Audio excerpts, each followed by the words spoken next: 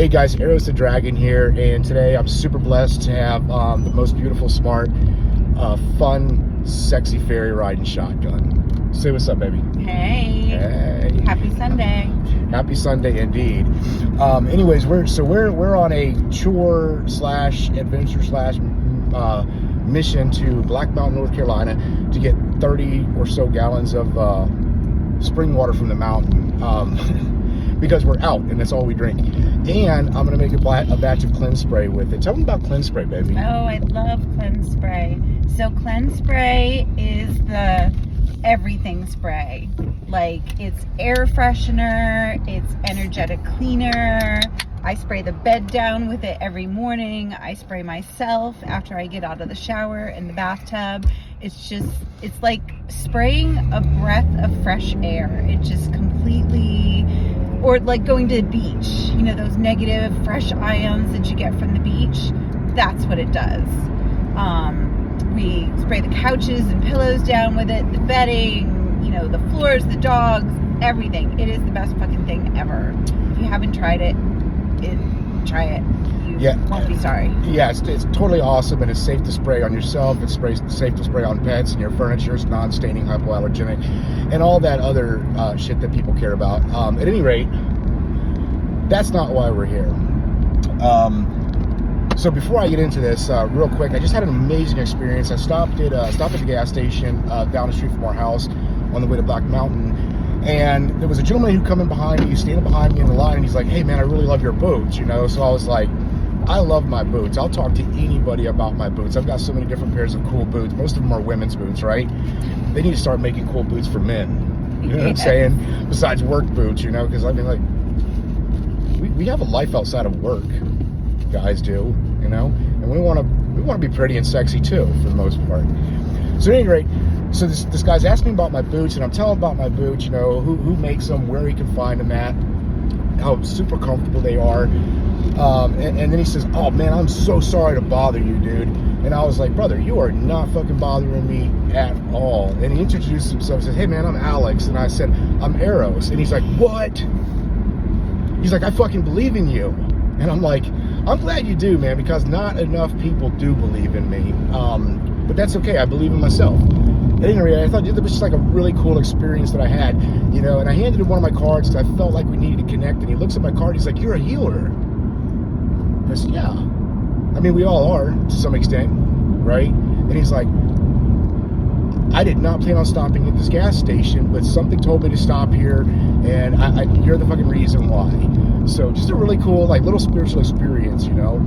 And, I mean, the truth is, if we're spiritually awakened, we can find a spiritual experience in every single moment of every single day, because every single moment is a blessing. Am I wrong? Yeah, you're right. I mean, it all depends on our perspective and our perception, really, and whether or not we're awake, living in the dream of love, or if we're asleep, living in the fucking nightmare of fear. True.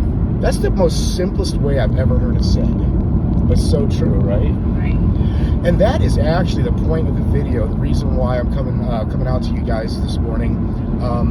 So yesterday, the fairy and I are heading back home from our Burnsville adventure, and we got into this conversation about people worrying, you know. People worry a lot, in general. She worries about me, I think, probably more than the next people in line worry about me, and I just think it's funny, right? But once in a while, I'll have a friend or a family member or an acquaintance, you know, like hit me up, or I'll cross paths with them, you know, and they've made some kind of observations and formulated some kind of ideas based on their belief system that has them expressing some sort of concern or worry for me, right? And I used to hear this stuff until my understanding of it had shifted in such a way that when people hit me up and they're like, "Hey, I'm worried about you," I'm like, "Stop. No, seriously, please stop." Okay, like, I don't need that negative energy thrown into my experience. I don't need, okay, I am good at worrying about myself, okay? If I need to be worried about, trust me guys, I've got this handled. But I don't need more of that negative energy thrown into my experience. I don't need more outside interference and more drama being created. I do a great job of creating my own fucking drama. Do I not? Yes, you do. I don't need anyone's help. So good at it. So good at it, right? I mean, Master Chaos Mage here, guys. What? That's what we do. At any rate, so we're getting into this conversation, and I hit her with, okay, trigger warning, guys. I want you to just stop and take a moment after you hear this, if you find yourself being disturbed by it, and go inward and ask yourself, you know, why you're disturbed, instead of maybe just like shutting down and, you know, becoming judgmental and upset and butthurt. Well, I'm about to say, there's truth to this, okay?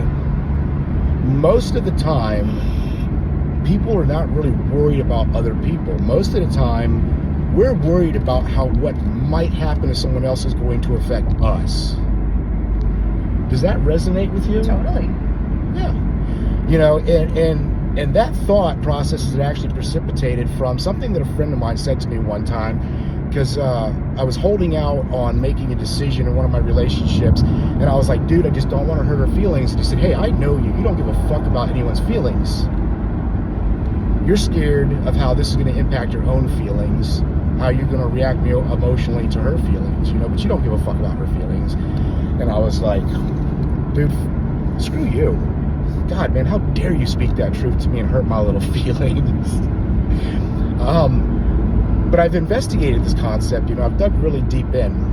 And the fact of the matter is that if we really care about someone, like really, really, truly love and care about someone, we're not going to worry about them. And here's why. Because we're throwing negative energy into their existence. Okay, if we're really concerned about what's going on in someone's life, we're really concerned about someone's safety or their health or their overall well-being,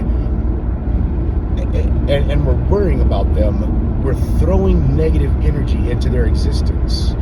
Now, more often than not, when someone expresses that they're worried, that they're worried about me, and I ask them to stop and tell them I don't need that negative energy thrown into my existence, they say, you know, it's not about energy, you know, that's bullshit, you know, like, you know, you need to be reasonable and think logically. Okay, gotcha. I'm on this shit right here, guys, okay? Because what I'm talking about is not woo, it's not mystical, it's psychology, okay? It's known, albeit often ignored, basic fucking scientific psychology, all right? If you're still with me, pay attention, because this is the good part, this is the meaty part, all right? Our thoughts create our reality, all right? I'm not talking about if you think about $1 million is gonna drop into your lap. That's not at all what I'm talking about. You know, we're talking about logic and reason here. I'm looking at this from a scientific perspective, from a psychological perspective, and I got some knowledge about psychology, right? Our thoughts create our reality, okay? This is what Carl Jung taught. You know, whatever it is that we think about, okay, and whatever kind of energy that we put into our thought process is going to decide how our reality develops. And this is why. Because the majority of our decisions are made in the subconscious mind, where our belief system lies, okay? So, for example, let's say that you're making a conscious decision that you're going to get a job that you absolutely love. It's going to be the perfect job, and you're going to make all the money that you want, right? But every once in a while, this thought will come up, God, I don't know if I'm going to be able to find that job. See, the thing is no matter how many positive affirmations we do from a conscious level, okay, on a subconscious level, what's going on there is what's going to manifest our reality. And here's why. Because our subconscious thought processes, beliefs, and ideas actually guide our decisions, actions, and behavior. This is a psychological fact, okay? So see, the thing is if you're worried about something going on in your life, okay, even if you give yourself 1,000 positive fucking affirmations a day, you're still worried about something going on in your life, you're going to act in such a way that's going to create that. It's called causality, right?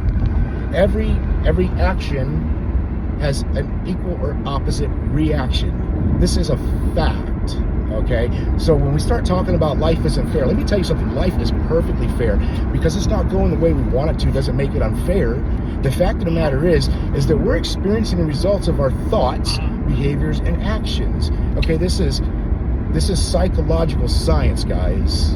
Okay, again, what I'm trying to impress upon you here is this is not woo, this is not mystic. All right, it's fact. It's just plain and simple fact.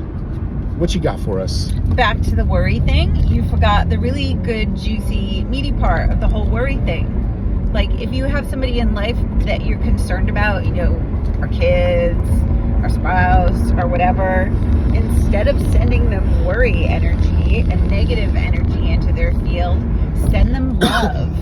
Yes. Send love, love, love, love, love. Like, sit in a bubble and actually focus and send them love. That's so much better and so much healthier for you too. Yeah, absolutely, 100%. And I that was actually on my mind. It was on my mind to bring forth that part, because that is an important part of the conversation. So now, like, I've had conversations like this with people who are just so strongly rooted in logic and reason, they just completely dismiss what I'm saying. And this is the first time I think I've ever really taken the opportunity to explain this stuff from the scientific perspective. So you might ask, well, if I'm worried about my boyfriend cheating, right? How is that manifesting this in my life? Well, ask my ex-wife. She probably still doesn't get it, but from like day one, she accused me of being unfaithful and cheating. She was like overbearing and controlling. And then one day I met a woman who was really nice and sweet and kind and beautiful, that treated me with love and respect, and I fucked her, right? No, I'm not trying to justify anything, but at the same time, I'm not judging. I don't condone that sort of thing, but again, I'm not judging it. Okay, I want to reach a level of understanding here. So let's say that you've got a friend that maybe has a drug or alcohol problem, and you're worried about them, and you're constantly telling your friend, I'm worried about you, I'm worried about you. How is it that you could be having a negative impact on that person's life? Well, because when we tell someone that we're worried about them, then we set doubt in their mind about whether or not they're okay. Now, I'm not talking about taking a position of apathy here, guys. If there's shit going on in someone else's reality, and we're actually truly concerned about them, not worried about how their life is going to affect us, okay? And I think that's an important delineation to make, don't you think? Yeah. Okay, approaching them from a positive perspective is going to do a lot more good than throwing your concern and worry out there. Because remember, I'm going to say probably at least 9 times out of 10, when someone's worried about someone else, they're not worried about someone else, okay? We worry about how someone else is going to impact us, even if it's only on an emotional level. Well, if my friend dies, I'm going to be hurt. That's what we really give a shit about, okay? I'm not judging it, okay? I'm not assigning a value to it, good, bad, right, or wrong, okay? I'm talking about facts. There are consequences for our thoughts. There are consequences for our actions. So let's think about what we're thinking about. Now, on the other hand, and this is a subject that I'm pretty well versed in, when you're dealing with someone who has a drug or alcohol issue, and you go to them in a positive fashion and show them actual love, the light of that love may awaken them to their problems and motivate them to do something about it. But see, the thing is that when we're weighed down by problems, okay, and they are just compacted by negative thought energy. They're compacted by doubt. It doesn't do any good, guys. It may appear at times that it does good because you have a conversation with somebody, and maybe they get up and they get motivated to change something in their lives. But let me tell you something, whether you like it or not, whether you think about it or not, whether they ever say anything about it or not, they're always going to look at you like, that's that person that judged me.